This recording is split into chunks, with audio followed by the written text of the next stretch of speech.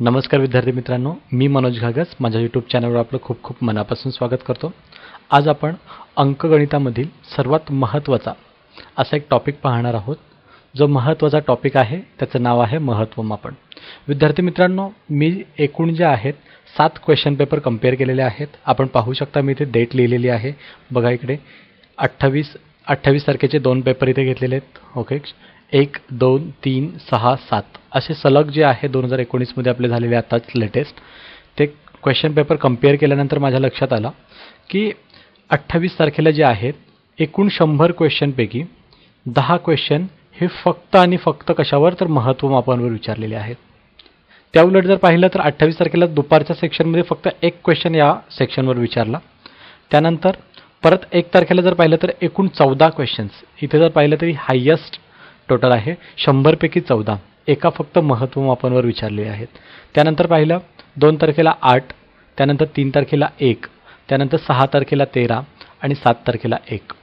तर विद्यार्थी मित्रांनो, आपण महापरीक्षा पोर्टलला अजिबात गृहीत धरू शकत नाही की महापरीक्षा पोर्टल जो आहे तो याच टॉपिकवर कुठला क्वेश्चन विचारेल। आपण पाहू शकता, बघा सकाळच्या सत्रात जे आहे सेम परीक्षा बघा 28 तारखेची 10 वाजता त्यांनी एका टॉपिकवर म्हणजे महत्त्वमापनावर 10 क्वेश्चन्स विचारले आणि दुपारच्या सत्रात फक्त एकच क्वेश्चन। सो अजिबात गृहीत धरून जमणार नाहीये। प्रत्येक सेक्शनचा प्रत्येक टॉपिकचा व्यवस्थित अभ्यास करून जायला लागेल तुम्हाला, कारण जर तुम्ही असं गृहीत धरलं की याच टॉपिकवर येईल तर अजिबात ते तुमचं जे ॲज्युम केलेलं आहे ते रॉंग ठरण्याची शक्यता आहे। सो मी एक सजेस्ट करेन की प्रत्येक टॉपिकचा व्यवस्थित अभ्यास करा। तर मित्रांनो, जर या टॉपिक महत्त्वमापनचा आपण जर ॲव्हरेज काढला 7 क्वेश्चन्स पेपर आहेत, या सर्वांची जर टोटल केली तर काहीतरी 48 येते। सो ॲप्रॉक्सिमेटली जे आहेत प्रत्येक पेपरला 7 क्वेश्चन्स जे आहेत हे महत्त्वमापन यावर विचारलेले आहेत असं आपण अंदाज काढतो, म्हणजे ॲव्हरेजने काढतोय। सो हा टॉपिक तितकाच महत्त्वाचा आहे। मला तर वाटतं अंकगणितामधील सर्वात महत्त्वाचा हा टॉपिक आहे। सो या टॉपिकमधले जे काही क्वेश्चन्स विचारलेले आहेत ते आपण डिस्कस करणार आहोत। विचारलेल्या क्वेश्चन्स सोबतच आपण प्रत्येक जी आकृती जी आहे त्यासाठी फॉर्म्युले काय असतात, ओके, ते पण आपण अभ्यासणार आहोत। सो हा जो लेक्चर असेल हा पूर्ण शेवटपर्यंत तुम्ही पहा, ही तुम्हाला एक विनंती। तर पाहूया, बघा इथे जे आहे मित्रांनो, परिमिती म्हणजे काय असते। परिमिती म्हणजे बघा आता इकडे बघा, बंदिस्त आकृतीच्या सर्व बाजूंच्या लांबीची बेरीज म्हणजेच काय आकृतीची परिमिती असते।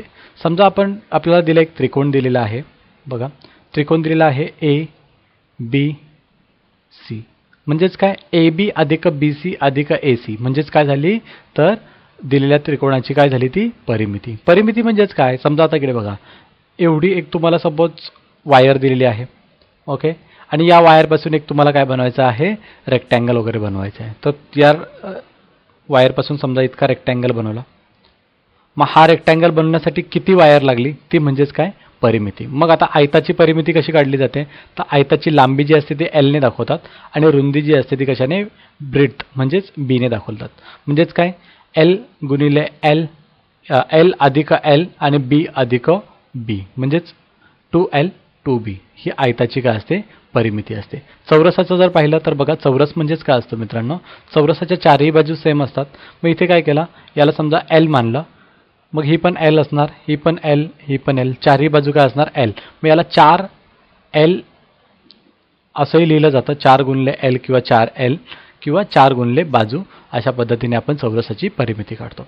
परिमिती खूप सोपं आहे, फक्त काय करायचं सर्व बाजूंची बेरीज म्हणजेच काय परिमिती। मग कोणतीही डायग्राम असू द्या, ओके, त्यासाठी आपण काय करतोय सर्व बाजूंची बेरीज करतो, ओके। त्यानंतर मित्रांनो आपण पाहणार आहोत क्षेत्रफळ। क्षेत्रफळ म्हणजेच काय तर बघा क्षेत्रफळ म्हणजेच काय, आता आपण इथे बघा ही बाहेरची जी बाजू आहे ती काय बोललो परिमिती, मग ही आतमधली आता बघा मी रेड मध्ये तुम्हाला दाखवतो, ओके, बघा ही जी बाजू आहे ही आतमधली ही जी बाजू आहे हे जे असतं क्षेत्र त्याला काय म्हणतात क्षेत्रफळ असं म्हटलं जातं। हे जे रेड मध्ये मी जे दाखवलं आहे ते काय असणार त्रिकोणाचं क्षेत्रफळ, आणि जी ब्लू मध्ये जे तुम्हाला दिसते ती काय असणार परिमिती. ओके, तर एक क्षेत्रफळ काढण्यासाठी सूत्र काय आहे मित्रांनो? एक सोपं सूत्र आहे 1/2 गुणिले पाया गुणिले उंची. पायाला इथे बेस पण म्हटलं जातं आणि उंचीला इकडे हाईट पण म्हटलं जातं. इंग्रजीमध्ये कधी कधी जर काही तुम्ही बुक्स बघितलं तर 1/2 इंटू बी इंटू एच असंही असतं. त्रिकोण आता हाईट म्हणजेच काय असतं? हाईट म्हणजेच काय? वरच्या शिरोबिंदूतून पायावर टाकलेला लंब. कारण इकडे बघा, समजा एक माणूस आहे, बघा हा समजा एक माणूस आहे. या माणसाची जर आपल्याला उंची काढायची तर आपण काय करतोय? तर इथून डोक्यापासून ते पायापर्यंत अशी उंची काढतो. आपण थोडी अशी हातापासून इकडे काढतोय. सो बघा, समजा जर इथे एक त्रिकोण दिलेला आहे, तर या त्रिकोणाची उंची कुठली असेल? वरचा बिंदू आणि पाया, ही काय असणार आहे? त्रिकोणाची उंची. आणि पाया म्हणजेच काय? हा खालचा जो भाग जो असतो त्याला काय म्हणतात? पाया असं म्हटलं जातं. त्यानंतर बघा, काटकोन त्रिकोणाचे क्षेत्रफळ जे असतं तो 1/2 गुणिले काटकोन करणाऱ्या बाजूंचा गुणाकार. मग हे समजा एक तुम्हाला काटकोन त्रिकोण दिलेला आहे, बघा हा काटकोन त्रिकोण दिलेला आहे. मग काटकोन करणाऱ्या बाजू म्हणजेच कोण असतात? एक असते पाया आणि एक असते उंची. काटकोन करणाऱ्या बाजूंचा गुणाकार म्हणजेच पाया गुणिले उंची. याचीच ही काय आहे? तर करोलरी पार्ट आहे. त्यानंतर आणखी एक मित्रांनो बघा, त्रिकोणामध्ये काय असतं? त्रिकोणामध्ये ए बी सी जर बाजू दिलेल्या असतील, समजा एक त्रिकोण दिलेला आहे, ओके, ही बाजू ए आहे, ही बाजू बी आहे आणि ही बाजू सी आहे. आपल्याला आता इथे जर तुम्हाला उंची दिलेली नसेल आणि तिन्ही बाजू माहिती असतील तर आपण काय? हा हिरोचे जे सूत्र आहे ते वापरतो. इथे एस म्हणजेच काय असतं? हाफ पेरिमीटर म्हणजेच काय? तर अर्धी परिमिती. ओके, सो एसची जी किंमत असते 1 ए अधिक बी अधिक सी छेद 2, ही एसची किंमत इथे टाकायची. मग एस वजा ए, एस वजा बी, एस वजा सी हे वर्गमुळात घेतलं की आपल्याला काय भेटतं? त्याचं क्षेत्रफळ मित्रांनो भेटून जातं. बघा, त्यानंतर बघा, चौरसाचं क्षेत्रफळ मित्रांनो काय असतं? तर बाजू गुणिले बाजू. हे चौरस दिलेलं असेल, चौरस म्हणजेच काय? चारही बाजू समान असतात, त्याला आपण काय म्हणतो? चौरस. मग ही समजा एक बाजू आहे एल आणि ही दुसरी बाजू आहे एल. मग काय केलं जातं? एलचा वर्ग. दोन्ही बाजूंचा बाजू जी आहे ती सारखी असते म्हणून एलचा वर्ग केला की आपल्याला काय भेटतं? चौरसाचं क्षेत्रफळ. त्याचबरोबर आयताचं क्षेत्रफळ, आयताचं काय? लांबी गुणिले रुंदी. बघा, ही लांबी आणि ही रुंदी. मग लांबी गुणिले रुंदी केलं की आपल्याला आयताचं क्षेत्रफळ मित्रांनो मिळून जातं. हे सूत्र जे आहेत हे खूप खूप खूप म्हणजे खूपच इम्पॉर्टंट आहेत. सो हे तोंडपाठच तुमचे सूत्र हवी आहेत. जर तुम्हाला ही सूत्र माहिती नसतील तर वहीवर लिहिण्याचा सराव करा, जेणेकरून तुमचे जे सूत्र आहेत ते तुमचे तोंडपाठ होतील. त्यानंतर बघा मित्रांनो, दुसरं आहे समांतरभुज चौकोनाचं क्षेत्रफळ. आता समांतरभुज म्हणजेच काय? तर दोन बाजू एकमेकाला समांतर असतात. आता इथे बघू शकता तुम्ही, इथे बघा ही एडी बाजू दिसते, ही एडी बाजू आणि बीसी बाजू ज्या आहेत त्या एकमेकाला काय आहेत? समांतर आहेत. एडी समांतर बीसी. मग या ज्या बाजू असतात एकमेकाला समांतर असतात त्यांना काय म्हणतात? त्या चौकोनाला काय म्हणतात? दोन बाजू जर एकमेकाला समांतर असतील तर त्याला म्हणतात समांतरभुज चौकोन. आता याचं जे याला पॅरलेलोग्राम असंही म्हटलं जातं इंग्रजीमध्ये. तर याचं क्षेत्रफळ जे मित्रांनो असतं ते काय असतं? पाया गुणिले उंची. आता याच्यासाठी तुम्हाला एक साधी गोष्ट सांगतो बघा. हा जो आहे ए ई बी हा सेक्शन समजा मी उचलला आणि इथे टाकला. ओके, हा सेक्शन इथून उचललेला आहे म्हणजे इथे काय राहील? त्रिकोण ए ई आणि इथे समजा काहीतरी इथे घेतला सी, समजा इथे हा ए ई सी डी म्हणजे हा काय बनतोय? तर एक आयत बनतोय मित्रांनो. तो बघा, आयताचं सूत्र काय असतं? तर लांबी गुणिले रुंदी. आयताच्या क्षेत्रफळाचं सूत्र जे काय आहे ते लांबी गुणिले रुंदी. मग इथे पण लांबी गुणिले रुंदी. लांबी म्हणजेच काय? पाया आणि हा म्हणजे उंची. ही याची मित्रांनो काय आहे? तर आपला आयताचा जो आहे, आयतावरून सुद्धा आपण डायरेक्ट लक्षात ठेवू शकतो. हा म्हणजेच आपला लांबी आणि ही जी असणार आहे ही उंची. म्हणजेच काय इकडे बनेल? लांबी म्हणजेच ही पाया आणि उंची तर इकडे आहेच. मग उंची मित्रांनो कधी कधी काय केलं जातं की ते तुम्हाला ही ए बाजू कधी कधी दिलेली असते किंवा मग इथे एक अशी एक तुम्हाला इथे सांगितलेले असते की डी पासून बी सी जर पुढे वाढवला, ओके, आणि बी सीवर डी पासून टाकलेला लंब याची पण माप कधी कधी दिलेलं असतं. ए न देता कधी कधी हे माप दिलं जातं. पण हे पण काय आहे? हे दोन्ही सारखेच असतात. कारण का? या दोन्ही ए डी आणि बी सी ज्या आहेत एकमेकाला समांतर आहेत म्हणून. त्यानंतर दुसरा आहे मित्रांनो बघा, समभुज चौकोनाचं क्षेत्रफळ. समभुज त्याला रोम्बस असे म्हटलं जातं. याची एक मित्रांनो प्रॉपर्टी आहे की याचे जे कर्ण जे असतात समभुज चौकोनाचे ते एकमेकाला समान भागात विभागतात आणि ते एकमेकाला लंब असतात. तर बघा इथे जे आहे, मग इथे बी पी आणि पी डीचं माप सारखं असेल आणि ए पी आणि पी सीचं माप सारखं असेल. आणि इथे हे जे कोन जे असतात ते काय असतात तर काटकोन त्रिकोण असतात. ही खूप इम्पॉर्टंट प्रॉपर्टी आहे रोम्बसची, म्हणजे समभुज चौकोनाची, की समभुज चौकोनाचे कर्ण एकमेकांना लंब दुभागतात. ओके, मग समभुज चौकोनाचं क्षेत्रफळ जे आहे ते काय 1/2 गुणिले कर्णांच्या लांबीचा गुणाकार. कर्ण म्हणजेच कुठला तर बेडी हा इथे कर्ण आहे आणि इथे कुठला बघितला तर दुसरा AC हा एक कर्ण आहे. त्यानंतर पुढचा मित्रांनो पाहूया समलंब चौकोनाचे क्षेत्रफळ. आता समलंब बघा इथे ही AB आणि DC जी आहे ती एकमेकाला इकडे समांतर आहे. ओके, आणि इकडे एक उंची दिलेली आहे. बघा थोडीशी तुम्हाला जी समांतरभुज चौकोन आहे सेम तशाच पद्धतीची दिसते, बट इथे काय आहे तर इकडे जे आहे बघा तुम्हाला AP किंवा BQ त्याचं माप इथे दिलेलं असेल. त्यानंतर 1/2 गुणिले समांतर बाजूंच्या लांबीची बेरीज. मग इथे समांतर बाजू कुठल्या आहेत तर AB आणि DC या समांतर बाजू आहेत आणि काय AP आणि किंवा BQ याचं जर माप दिलेलं असेल तर ती काय असणार आहे उंची. हे दोन्ही पण जे आहेत समांतरभुज आणि समलंब बहुतेक बऱ्यापैकी ते जे आहेत ते सेमच आहेत. फक्त इथे काय असतं पाया जो असतो हा इथे बघा BC जो पाया आहे हा पूर्ण इकडे नाही आहे. ओके, कारण इथे D पासून टाकलेला लंब इथे नाही आहे आणि इथे जो आहे तो B पासून टाकलेला लंब इकडे पायावरच आहेत. म्हणजे दोन्ही टाकलेले लंब इथे पायावरच आहेत आणि इथे फक्त काय आहे एकच टाकलेला लंब पायावर आहे. फक्त एवढीच त्याच्यामध्ये दोघांमध्ये डिफरन्स आहे. आता बघा मित्रांनो दुसरं जे असतं वर्तुळाचे क्षेत्रफळ. वर्तुळाचं क्षेत्रफळ मित्रांनो काय असतं तर वर्तुळाचं क्षेत्रफळ असतं πr². मग आता बघा तत्पूर्वी तुम्हाला माहिती पाहिजे. आता बघा इथे एक मी वर्तुळ दिलेलं आहे तर OD ही वर्तुळाची काय O हा वर्तुळ केंद्र आहे आणि D हा वर्तुळाच्या इथे परिघावर आहे. सो इथे OD काय असणार आहे वर्तुळाची त्रिज्या. त्रिज्या आपण कशाने मित्रांनो दाखवतो तर त्रिज्या ही R ने दाखवतो. सो ही काय असणार आहे रेडियस म्हणजेच R. त्यानंतर बघा AB हा वर्तुळाचा काय आहे AB.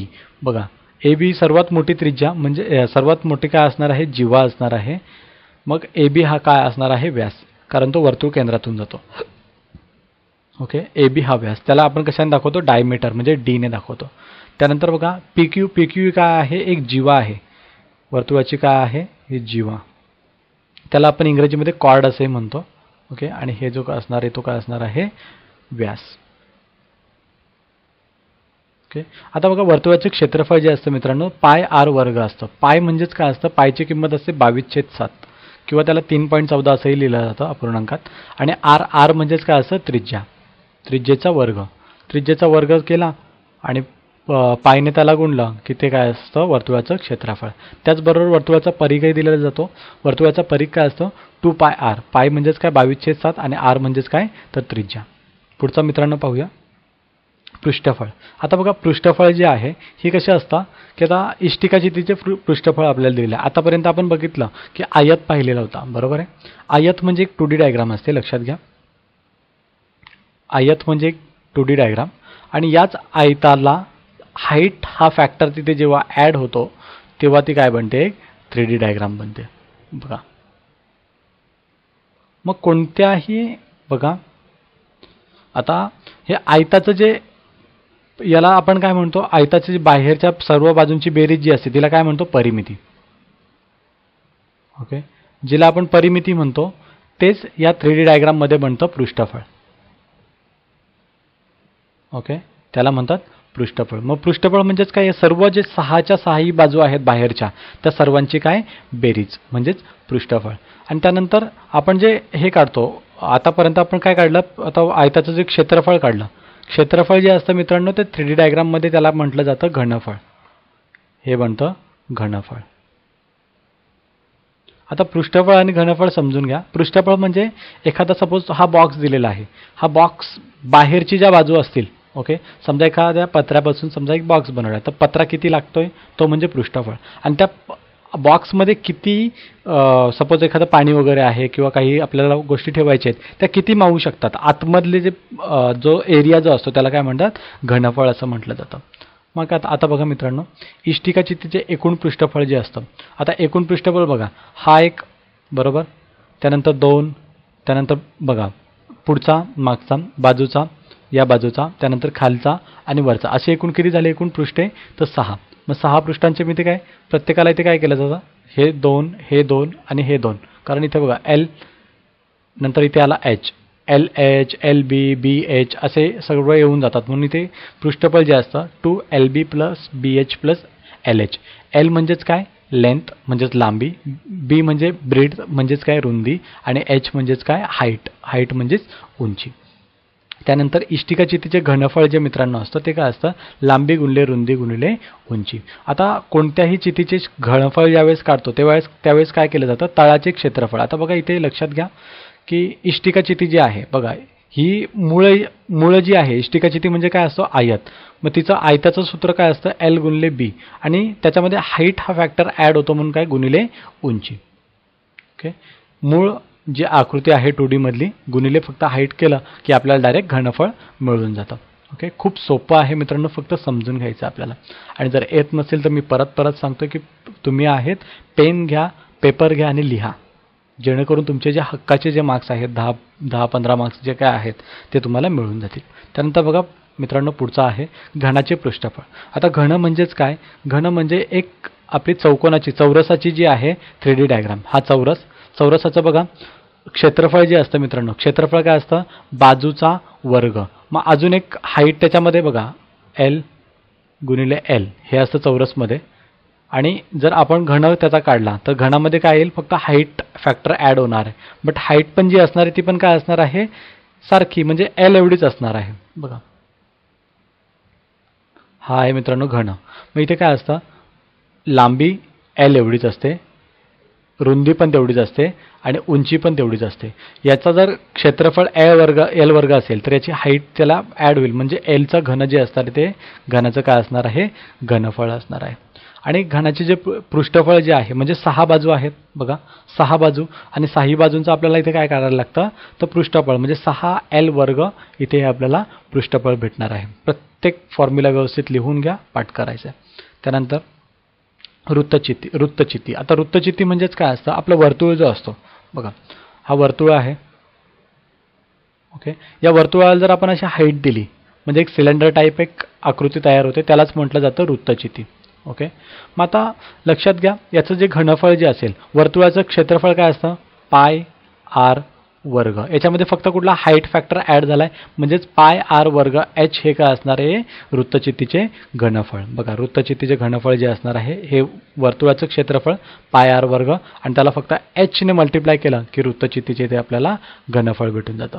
त्यानंतर मित्रांनो बघा, वृत्तचितीचे वक्र पृष्ठफळ म्हणजे बघा, ह्या ज्या बाजू ज्या आहेत बघा, ही बाजू, ओके, या बाहेरची जी बाजू आहे, बाहेरची आतमधली नाही, तो लागणारा मटेरियल म्हणजेच काय, वक्र पृष्ठफळ. मग 2πr म्हणजेच काय असतं, वर्तुळाचा परिघ. बघा वर्तुळाचा हा बाहेरचा सेक्शन जो असतो त्याला काय म्हणतो आपण, परिघ. मग 2πr वर्तुळाचा परिघाचा सेक्शन आला आणि त्याच्यामध्ये फक्त हाईट ॲड झाली की ते काय होतं, वर्तुळाचं वक्र पृष्ठफळ. म्हणून 2πr गुणिले H, 2πr H काय असणार आहे, वृत्तचितीचे वक्र पृष्ठफळ. पुढचं मित्रांनो, शंकूवर मी आतापर्यंत बघितले तर जास्त काही एक्झाम्पल्स विचारलेले नाही आहेत, बट तरी विचारू शकतात कारण ते डावलता येणार नाही. तर लक्षात घ्या, शंकूचे वक्र पृष्ठफळ असतं πrl. L म्हणजे इथे असते तिरकस उंची. कधी कधी तिरकस उंची जी आहे ती दिलेली नसते, तुम्हाला R किंवा H दिलेला असतो. पण लक्षात घ्या, ह्या R आणि H जो असतो तो एकमेकाला काय असतो, लंब. म्हणून इथे आपण पायथागोरसचं सूत्र वापरू शकतो. RH दिलेला असेल तर L आपण निश्चितपणे काढू शकतो. त्यानंतर शंकूचे घनफळ जे असतं 1/3 गुणिले पाय गुणिले πr वर्ग H असतं. त्यानंतर याला म्हटलं जातं स्पेअर, म्हणजेच काय, गोल. इंग्रजीमध्ये याला स्पेअर असं म्हणतात, गोल. मग गोलाचं जे वक्र पृष्ठफळ असतं, पोकळ जर असेल तर 4πr वर्ग. अर्धगोलाचं वक्र पृष्ठफळ 2πr वर्ग, आणि भरीवगोलाचं एकूण वक्र पृष्ठफळ जे असतं ते असतं 3πr वर्ग. हे मी एकदम फास्ट घेतलं मला माहिती आहे, बट विचारू शकतात असं मला वाटत नाही आहे. बस याच्यातला सिलेबसमधला पार्ट आहे, सो मी इतकं लिहून दिलं. त्यानंतर मित्रांनो बघा, आता काय असतं, सर्वात महत्त्वाचं ज्यावेळेस तुम्ही क्षेत्रफळ, वक्रपृष्ठफळ किंवा परिमिती किंवा आपण घनफळ काढतो त्यावेळेस काय, सर्व ज्या बाजू ज्या असतात, ओके, त्यांची लांबी गुणिले लांबी, रुंदी किंवा हाईट जी दिलेली असेल ती एकाच एककामध्ये आणणं मोस्ट इम्पॉर्टंट असतं. जर ते सेंटीमीटर मध्ये दिलं आहे आणि एक जर कुठला फॅक्टर आहे तो मीटरमध्ये दिला तर मीटरला आपल्याला सेंटीमीटरमध्ये कन्वर्ट करावं लागतं. म्हणजेच काय, सर्व जी लेंथ वगैरे आहे, ओके, ती एकाच आपल्याला एककात लिहावी लागते, म्हणून मी ते दिलेलं आहे. तर लक्षात घ्या, 1 मीटर म्हणजेच किती 100 सेंटीमीटर असतं. मग चौरस मीटर जो आहे, चौरस म्हणजेच काय मीटरचा वर्ग होतो. ओके, म्हणजेच काय 100 गुणिले 100 म्हणजे 100चा चौथा घात इकडे आपल्याला मिळून जातं. 1 चौरस मीटर म्हणजे 10चा चौथा घात चौरस सेंटीमीटर. ओके, 100 गुणिले 100. त्यानंतर 1 सेंटीमीटर म्हणजे 10 मिलीमीटर असतं, म्हणून 1 चौरस मीटर म्हणजेच किती 10चा वर्ग म्हणजे 100 चौरस मिमी आपल्याला मिळून जातं. आणि 1 लिटर म्हणजे 1000 मिलीलिटर. हे ज्यावेळेस आपल्याला आता हे 1 लिटर जे आहे, ओके, तर कधी कधी आपल्याला काय घणामध्ये दिलं जातं की समजा दूध जे आहे किंवा पाणी जे आहे ते इतकं आहे, मग ते लिटरमध्ये इतकं आहे, तर मिलीलिटरमध्ये किती असेल, मग ते आपल्याला कन्वर्ट करावं लागतं. सो हे कन्वर्टर जे आहेत हे पण आपल्याला खूप इम्पॉर्टंट आहेत. तर आता डायरेक्ट आपण मित्रांनो काय करूया की एक्झाममध्ये जे विचारलेले आहेत प्रश्न ते आता आपण पाहणार आहोत. तर मित्रांनो लक्षात घ्या, इथे काय म्हटलं आहे, 2 मीटर 80 सेंटीमीटर आणि 40 सेंटीमीटर आकारमानाच्या लाकडाच्या ओंडक्यापासून 20 सेंटीमीटर बाजूचे किती लाकडी ठोकळे तयार करू शकतात. तर मित्रांनो लक्षात घ्या, आताच मी तुम्हाला सांगितलं की सर्व ज्या लेंथ ज्या आहेत त्या काय एकाच एककात हव्या आहेत. हे मीटरमध्ये, या दोन्ही कशामध्ये आहेत सेंटीमीटरमध्ये, आणि उत्तर जे हवं आहे ते कशामध्ये पाहिजे तर सेंटीमीटरमध्ये. जर उत्तर आपल्याला सेंटीमीटरमध्ये पाहिजे म्हणून काय करूया, या मीटरला जे आहे 2 मीटरला त्यालाच आपण सेंटीमीटरमध्ये कन्वर्ट करूया. 1 मीटर म्हणजेच किती 100 सेंटीमीटर आताच आपण पाहिलं, म्हणजे 2 मीटर म्हणजेच किती असेल 200 मीटर. मग आता लक्षात घ्या इथे काय विचारलेलं आहे, तर ही जे दिलेली आहे लाकडी ठोकळा जो आहे, ओके, हे जो मोठ्या ठोकळ्यापासून लहान ठोकळा आपल्याला काढायचं आहे. तर मग आता मोठ्या ठोकळ्याची जर आपण घनफळ काढलं, मोठ्या ठोकळ्याचं घनफळ किती येईल बघा, लांबी गुणिले रुंदी गुणिले उंची म्हणजे LBH वृत्तचितीचे जे आपलं हे असतं घनफळ, म्हणजेच 200 गुणिले 80. आता पूर्ण फॉर्म्युला मी काही लिहून बसणार नाही कारण आपल्याला एक्झाममध्ये खूप कमी वेळ असतो, सो त्याच अनुषंगाने मी घेतोय. बघा हे झालं मोठ्या ठोकळ्याचं जे घनफळ झालं. आता लहान ठोकळा जो आहे, लहान ठोकळ्याचं काय, ओंडक्यापासून 20 सेंटीमीटर बाजूचे किती ठोकळे. 20 सेंटीमीटर म्हणजेच प्रत्येक बाजू जी आहे ती काय असणार आहे तर 20 20 20. लांबी रुंदी आणि हाईट काय असणार आहे 20 20 20, म्हणजे हा एक घन असणार आहे. तर बघा याला आपण सॉल्व करूया. 20 20 10 200, ओके, 20 20 चौक 80, 20 दुने 40, 10 गुणिले इथे 4 दुने 8, 8 10 80. सो 80 ठोकळे याच्यापासून बनू शकतात. सो 80 हे इथे दिलेल्या प्रश्नाचं उत्तर असणार आहे. पुढचा प्रश्न, एका आयताकार लग्नाच्या सभागृहाची परिमिती जी दिलेली आहे, परिमिती बघा, आयताकार सभागृहाची परिमिती, आयताची परिमिती म्हणजेच काय असते मित्रांनो तर L गुणिले B म्हणजेच लांबी गुणिले रुंदी. ती किती दिले 200 मीटर. सभागृहाची उंची जी आहे ती 12 मीटर. आता इथे ना कधी पण जे युनिट जे दिलेले आहेत ते बघायचे. आता इथे सारखेच आहेत, सो नो प्रॉब्लेम. जर मगाच्या एक्झाम्पलमध्ये पाहिलं असेल तुम्ही सेंटीमीटर आणि मीटर दिलं, सो युनिट पण बघणं तितकंच महत्त्वाचं. जर सभागृहाची उंची म्हणजेच हाईट जी आहे ती 12 मीटर असेल तर चारही भिंतींचे क्षेत्रफळ काय असणार आहे. चारही भिंतीचं क्षेत्रफळ म्हणजेच इथे इनडायरेक्टली आपल्याला काय विचारलेलं आहे तर सभागृहाचं क्षेत्रफळ जे आहे, ओके, ते आपल्याला इथे विचारलेलं आहे. सो बघा सभागृहाचं क्षेत्रफळ म्हणजेच काय आपल्याला घनफळ काढायला लागेल. सो घनफळाचं सूत्र काय असतं L गुणिले B गुणिले H. ओके, मग L म्हणजेच काय, L आपल्याला इथे दिलेलं आहे, L आणि B ची इथे दिलेली आहे कारण परिमिती सांगितलेली आहे. LB म्हणजे 200, सो 200 गुणिले हाईट पण इथे दिलेली आहे 12. ओके, मग 200 गुणिले 12, 12 दुने 24, सो 2400. आणि ज्यावेळेस आपण एखाद्या हे काढतोय क्षेत्रफळ ज्यावेळेस काढतो, ओके, क्षेत्रफळ ज्यावेळेस काढतो तेव्हा काय करायला लागेल तर इथे मीटर आहे ना, ओके, सो मीटरचा वर्ग.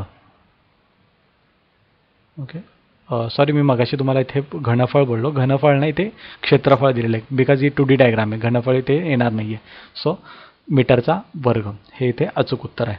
पुढचं बघा मित्रांनो, एक चौरस आणि एका आयताने समान क्षेत्रफळ समान आहे. आयताचं आणि चौरसाचं क्षेत्र समान आहे.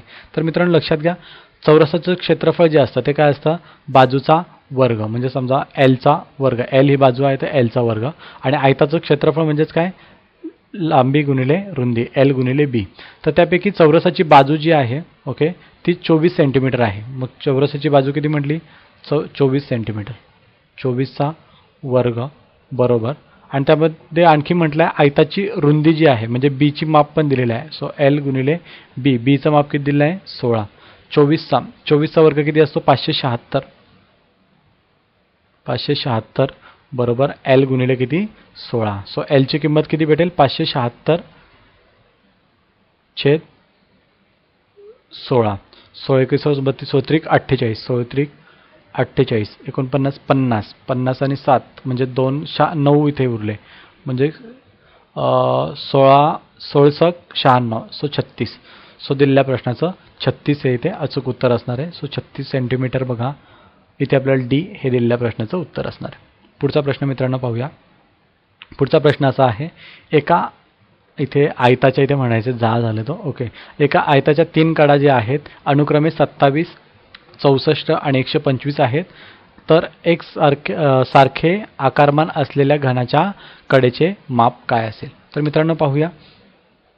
आयताच्या इथे घनाच्या कडेचे माप विचारलेलं आहे. म्हणजेच इथे काय विचारलेलं आहे तर 3 कडा दिलेल्या आहेत. पहिल्या कडेला आपण काय म्हणूया एल म्हणूया म्हणजेच लांबी, दुसरीला बी आणि तिसरीला हाईट म्हणूया. आता एक सारखे आकारमान असलेल्या घनाच्या कडेचे माप काय असेल म्हणजेच काय लांबी गुणिले रुंदी बघा, लांबी गुणिले रुंदी गुणिले एच. आता एक सारखे आकारमान असलेलं घन म्हणजेच काय घन. मग घनाचं घनफळ काय असतं तर एलचा घन, हे घनाचं काय असतं घनफळ असतं. मग आपल्याला इथे कडेचे माप म्हणजेच एलची इथे किंमत विचारलेली आहे. ओके. एकसारखे म्हणजेच काय घन म्हणजे चौकोनाची 3D डायग्राम. सो इथे बघा एलची किंमत दिली आहे 27, बीची किंमत दिली आहे 64 आणि एचची किंमत दिली आहे 125 बरोबर एलचा घन. आता बघा 27 म्हणजे काय असतं 3चा घन, त्यानंतर 64 म्हणजेच किती 4चा घन आणि 125 म्हणजेच किती 5चा घन बरोबर एलचा घन. तर मित्रांनो आपण दोन्ही बाजूंची घनफळ जर घेतली तर इथे काय भेटेल 3 गुणिले 4 गुणिले 5 बरोबर किती एल. दोन्ही बाजूंची घनमुळं घेतली बघा 5 चोक 20, 20 त्रिक 60. सो एलची जी किंमत असणार आहे म्हणजेच काय त्या कडेची जी किंमत जी असणार आहे ओके ती किती घनाच्या कडेची माप जे असणार आहे ते किती असणार आहे 60 सेंटीमीटर. सो दिलेल्या प्रश्नाचं डी हे अचूक उत्तर. पुढचा प्रश्न 20 मीटर आणि 50 मीटर कर्ण असलेल्या समभुजाचे क्षेत्रफळ. समभुज चौकोनाचं जे क्षेत्रफळ जे असतं ते काय असतं तर 1/2 गुणिले कर्णांच्या म्हणजे कर्णांच्या लांबीचा गुणाकार म्हणजे कर्णांचा गुणाकार आपण म्हणूया कर्णांच्या लांबीचा गुणाकार. आता कर्णांची लांबी तर दिलेली आहे, फक्त गुणाकार केला 1/2 गुणिले गुणाकार केला की झालं आपलं उत्तर इथे येऊन गेलं. तर बघा जे एरिया जी आपल्याला हवी आहे ती किती असेल तर 1/2 गुणिले कर्ण 20 आणि किती 15. तर बघा इथे 2ने भाग दिला, इथे राहिले 10, 10 गुणिले 15 म्हणजेच किती 150 आणि इथे युनिट काय दिलेलं आहे तर मीटर आणि हे क्षेत्रफळ आहे म्हणजेच काय मीटरचा वर्ग किंवा सेंटीमीटर हे असंही म्हणू शकतो आपण. चौरस मीटर असंही याला म्हणता येतं किंवा चौरस मीटर असंही म्हटलं जातं मीटर वर्गाला. सो बघा इथे मीटर वर्ग दिलेला आहे. सो 150 हे दिलेल्या प्रश्नाचं अचूक उत्तर. पुढचा प्रश्न मित्रांनो, जर एका चौकोनाची परिमिती बघा हा चौकोनाच्या चारही बाजू सारख्या असतात. परिमिती दिली 44 म्हणजेच एक बाजू जी आहे ते किती असणार आहे 11 असणार आहे ओके. त्यानंतर त्याचे क्षेत्रफळ काय असेल. चौकोनाचं जे क्षेत्रफळ जे असतं ते काय असतं बाजूचा वर्ग. बाजू आपल्याला भेटली ते 11, मग 11चा वर्ग किती 121. सो दिलेल्या प्रश्नाचे अचूक उत्तर ए हे दिलेल्या प्रश्नाचं अचूक उत्तर. क्षेत्रफळ विचारलंय म्हणजे इथे मीटर वर्ग असेल ओके. पुढचा जर एका दुधाच्या टाकीची उंची जी आहे 4 मीटर आणि त्रिज्या 2.1 मीटर असेल तर तिची क्षमता काढा. आता बघा दुधाच्या टाकीची उंची, आता उंची जी आहे बघा इथे हा सिलेंडर टाईप इथे एक असणार आहे ओके. याची उंची जी आहे हाईट ओके ती आपल्याला दिलेली आहे 4 मीटर आणि त्रिज्या जी दिलेली आहे त्रिज्या म्हटलेली आहे 2.1. तर बघा याची क्षमता म्हणजेच काय तर घनफळ ओके. क्षमता म्हणजेच घनफळ. मग घनफळ जे असतं याचं आपलं राईट सिलेंडरचं ते काय असतं तर पाय आर वर्ग एच.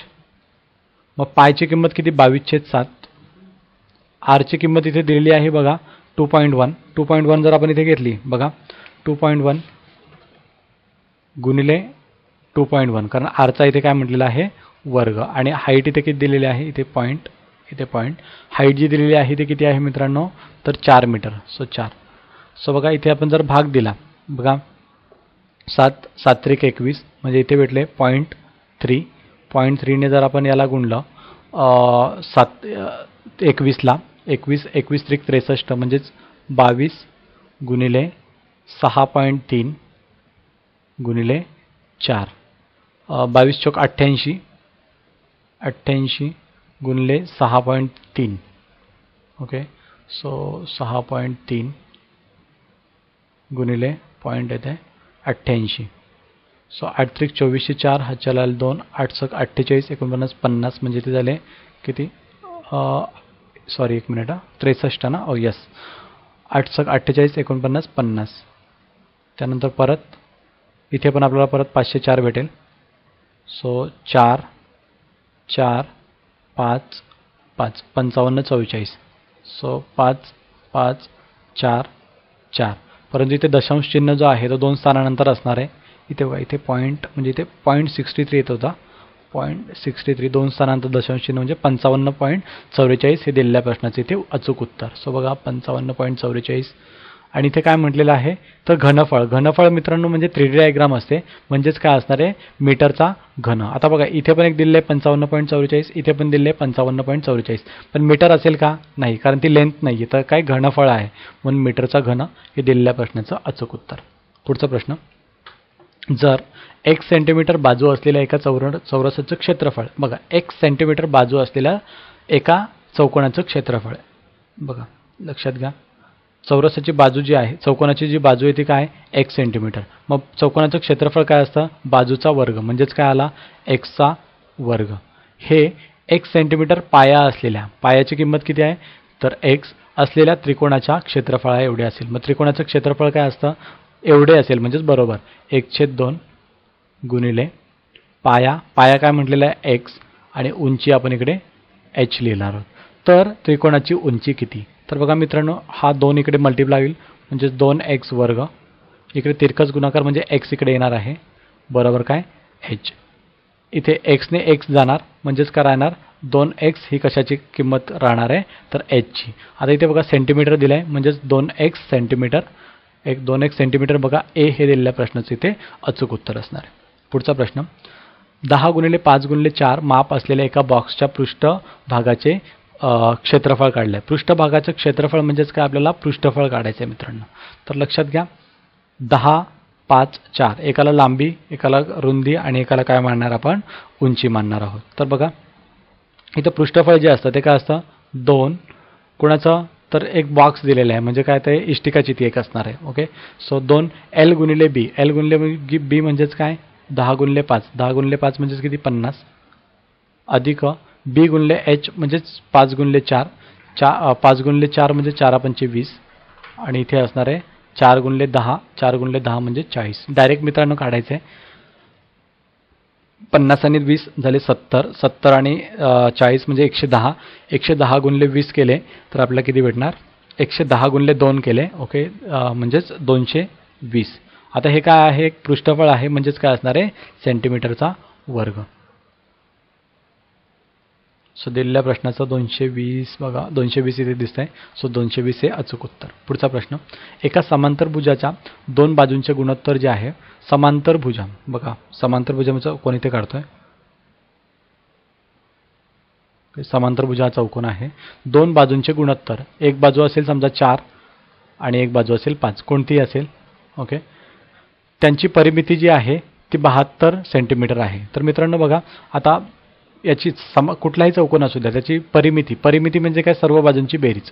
बघा आता हे काय दिलेलं आहे गुणोत्तर, गुणोत्तर म्हणजेच याला आपण 4x म्हणूया आणि याला 5x म्हणूया, कारण हे गुणोत्तर आहे म्हणून. तर बघा 4 4 8 बघा 8x अधिक 5 5 10, 8 आणि 10 म्हणजे किती होणार आहे 18x. परिमिती किती झाली याची 18x. परिमिती जर 18x असेल, मी डायरेक्ट केलं आहे इकडे 18x बरोबर 72, म्हणजे x ची किंमत जी भेटेल आपल्याला ती किती भेटेल 18 म्हणजेच 18 चौक 72 म्हणजे एक्सची किंमत किती भेटली 4 भेटली मित्रांनो. पुढचा बघा, तर लांब बाजू काढा. लांब बाजू म्हणजेच कुठली, तर 5x म्हणजे 5xची किंमत आपल्याला काढायला सांगितली. मग 5x इथे किती असणार आहे, तर 5 गुणिले x 5 चौक 20, एक्सची किंमत 4 भेटलेली. 5 चौक 20 ही लांब बाजू असणार आहे. 20 हे दिलेल्या प्रश्न बघा इथे बी हे दिलेल्या प्रश्नाचं अचूक उत्तर. पुढचा, एका आयताकार उद्यानाची लांबी जी आहे, लांबी आणि रुंदी जी आहे 30 मीटर लांबी आहे आणि 20 मीटर रुंदी आहे. जर प्रति मीटर खर्च जो आहे तो 200 इतका येत असेल तर त्याच्याभोवती कुंपण घालण्यासाठी किती खर्च येईल. आता कुंपण घालायचं आहे मित्रांनो. बघा, हा समजा एक आयताकृती उद्यान आहे. कुंपण म्हणजेच कुठल्या बाहेरच्या साईडला घातलं जातं, बरोबर. आपल्याला आतल्या साईडची का देणं घेणं नाही आहे. सो बाहेरची साईड म्हणजेच काय, तर आयताची परिमिती. मग आयताच्या परिमितीचं सूत्र जे काय असतं 2l अधिक b, हे काय असतं आयताच्या परिमितीचं सूत्र. ओके, परिमिती, पेरिमीटर त्याला असं इंग्रजीमध्ये म्हटलं जातं. मग 2 लांबी दिलेली आहे 30 आणि रुंदी दिलेली आहे 20. 30 अधिक 20 म्हणजेच किती झाले 50. म्हणजेच दिलेल्या आयताची जी परिमिती असणार आहे ती किती असणार आहे 100. परंतु आता आपल्याला काय म्हटलंय प्रति मीटर. आता हे जे आलेलं आहे हे मीटरमध्येच आलेलं आहे. बघा, हे जे आलेलं आहे हे मीटरमध्ये आलेलं आहे. मग मीटरमध्ये किती खर्च येतो 200 रुपये. म्हणजेच याला काय करायला लागेल 200ने गुणावं लागेल, तेव्हा येणारा खर्च आपल्याला कळेल. मग बघा 200ने जर 100ला गुणला तर बे के बे आणि हे 4 शून्य म्हणजे 1 2 3 4 20,000 इतका खर्च येईल. सो 20,000 बघा इथे आपल्याला कुठे दिसतंय डी मध्ये दिसतंय. सो दिलेल्या प्रश्नाचं डी हे अचूक उत्तर. पुढचा प्रश्न, एका चौरसाचे क्षेत्रफळ जे आहे 4a वर्ग अधिक 20a अधिक 25 असेल तर खालीलपैकी काय त्याची बाजू असणार आहे. तर चौरसाचं क्षेत्रफळ जे असतं ते मित्रांनो काय असतं बाजूचा वर्ग. बाजूचा वर्ग हे चौरसाचं क्षेत्रफळ असतं. मग बाजू बरोबर काय असेल तर चौरसाच्या क्षेत्रफळाला जर वर्गमुळात जर घेतलं, ओके, तर ते काय असणार आहे बाजूचं हे बाजू असणार आहे. तर आता बघा आपल्याला एक सूत्र माहिती आहे a अधिक b चा वर्ग बरोबर काय असतं तर a वर्ग अधिक 2ab अधिक b वर्ग. आपण जर हे सूत्र आणि ही बाजू आणि हे जर आपण कम्पेअर केला तर आपल्याला बघा a ची जी किंमत आहे a म्हणजे आपल्याला किती भेटेल तर a वर्ग ना, म्हणजे इथे 2a हे a ची किंमत भेटेल आणि b जर पाहिला तर बघा 5 ही b ची किंमत भेटेल. ओके, आणि बघा किती 2 4 4 पंचे 20, यस 20a बरोबर आहे. म्हणजेच 2a अधिक 5 हे दिलेल्या प्रश्नाचे इथे उत्तर असणार आहे. फक्त आपल्याला काय करायचं आहे हे जे सूत्र आहे हे फक्त अपोजिट म्हणजेच जे आपण नेहमी वापरतो a प्लस b चा वर्ग बरोबर a वर्ग अधिक 2ab अधिक b वर्ग, तर आपल्याला हा दिलेला आहे आणि त्याच्यावरून a प्लस b ची किंमत काढायची, नॉट a प्लस b ची किंमत म्हणजे बाजूची किंमत. सो दिलेल्या प्रश्नाचं 2a अधिक 5 हे दिलेल्या प्रश्नाचं उत्तर. जर इथे वजा असतं मित्रांनो, इथे जर वजा असतं तर 2a वजा 5 हे दिलेल्या प्रश्नाचं उत्तर असतं. पुढचा प्रश्न, आता चौरसाची बाजू दिलेली आहे. आता याच्या उलट विचारलेलं आहे, म्हणजे a वजा b ची किंमत दिली आहे आणि आपल्याला सांगितलं क्षेत्रफळ. मग आता बाजू वर्ग म्हणजे काय असतं क्षेत्रफळ असतं. आता मगाशी गेलं तसंच करायचं आहे, फक्त इथे काय हा म्हणजे a आणि हे म्हणजे b. मग याचं काय असणार आहे बाजूचा वर्ग म्हणजे 2x चा वर्ग म्हणजेच काय येणार आहे 4x चा चौथा घात. इथे वजा चिन्ह आहे म्हणजे इथे वजा चिन्ह येणार. 2 गुणले a गुणले b, 2 गुणले 2 4 4 4 इथे आले. ओके, इथे किती येणार 4 त्रिक 12, मग 12x वर्ग.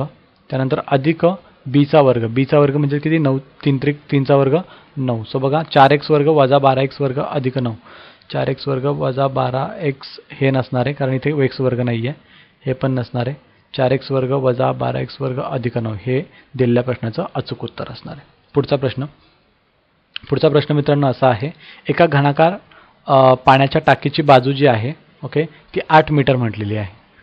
ओके, आणि त्याचे झाकण आणि कव्हरच्या बाहेरचा भाग रंगवायचा आहे. आता बघा इथे कसं म्हटलेलं आहे, हे घन आहे. ओके, घनाकृती बाजू. ओके, म्हणजेच काय घन म्हटले आहे म्हणजेच काय ते तर प्रत्येक बाजू जी आहे ती सारखी असणार आहे. बाजू काय आहेत 8, म्हणजे त्याची लांबी 8, रुंदी 8 आणि उंची पण 8 असणार आहे. आता इथे म्हटलंय त्याचे झाकण कव्हर सकट कव्हरसह टाकीचा बाहेरचा भाग रंगवायचा आहे, म्हणजेच बाहेरचा आणि आतला सर्व भाग करायचा आहे, रंगवायचा आहे. मग आपल्याला इथे काय करायला लागेल मित्रांनो, तर घनाचं पृष्ठफळाचं सूत्र वापरायला लागेल आणि त्याला 2ने गुणावं लागेल, कारण बाहेर आणि आतचा दोन्ही पण भाग काय करायचा आहे, रंगवायचा आहे. मग घनाचे पृष्ठफळाचे सूत्र जे असतं बघा, घनाचे पृष्ठफळ आपण पाहिलेलं आहे, जेव्हा आपण हे व्हिडिओ सुरू केली तेव्हाच आपण पाहिलेलं आहे. 6L वर्ग हे काय असतं, घनाचं पृष्ठफळ असतं मित्रांनो. मग 6Lची किंमत दिलेली 8, म्हणजेच किती, 8चा वर्ग 64. मग 6 गुणिले 64 केलं, 6 चोक 24, 4 हा 4 आले 2, 6 6 36, 37 38, म्हणजे 384. हे काय आलं, हे घनाचं पृष्ठफळ आलं. पण इथे काय म्हटलंय, झाकण कव्हरसह टाकीचा बाहेरचा भाग, म्हणजे आतला आणि बाहेरचा दोन्ही पण भाग रंगवायचे आहेत. म्हणजेच काय, तर 384 गुणिले काय करायला लागेल, 2 करावं लागेल. 384 गुणिले 2 म्हणजेच किती, 4 दुने 8, 8 दुने 16, 6 हा 4 आला 1, 3 दुने 6 आणि 1 7, म्हणजे 768 इतकी जी एरिया आहे ही काय करायची, आपल्याला रंगवायची आहे. परंतु 768 मीटर. ओके. त्यानंतर प्रति चौरस मीटरला 100 रुपये दराने खर्च येतो. मग प्रत्येक चौरस मीटरला 100ने खर्च येतो, म्हणजेच काय करायला लागेल, मल्टिप्लाय बाय 100, म्हणजेच 76800. किती येणार, 76,800 इतका खर्च येणार आहे. सो बघा इथे 76,800 बी हे दिलेल्या प्रश्नाचं मित्रांनो इथे अचूक उत्तर असणार आहे. पुढचा प्रश्न. ठीक आहे मित्रांनो, इतकेच जे क्वेश्चन्स होते, एकूण 14 क्वेश्चन्स आज आपण पाहिलेले आहेत. मित्रांनो, या टॉपिकचं गांभीर्य खरोखर तुम्ही लक्षात घ्या, कारण खूप खूप इम्पॉर्टंट व्हिडिओ हा टॉपिक आहे, ज्याची जास्तीत जास्त प्रॅक्टिस करा. जर तुमचं नशीब चांगलं असेल तर 10 क्वेश्चन्स जे आहेत ते या टॉपिक्सवर विचारले जातात, कारण मी स्वतः बघितलेले आहेत. भरपूर काही माझ्याकडे 10 क्वेश्चन्स पेपर होते, त्यापैकी मी 7 तर केले आहेत कम्पेअर, तर त्यावरून मला हा निष्कर्ष मी काढलेला आहे. करा, खूप खूप इम्पॉर्टंट आहे. ओके. आणि जर काही डाऊट्स असतील तर विचारा आणि भेटूया पुढच्या व्हिडिओमध्ये. चला, बाय बाय.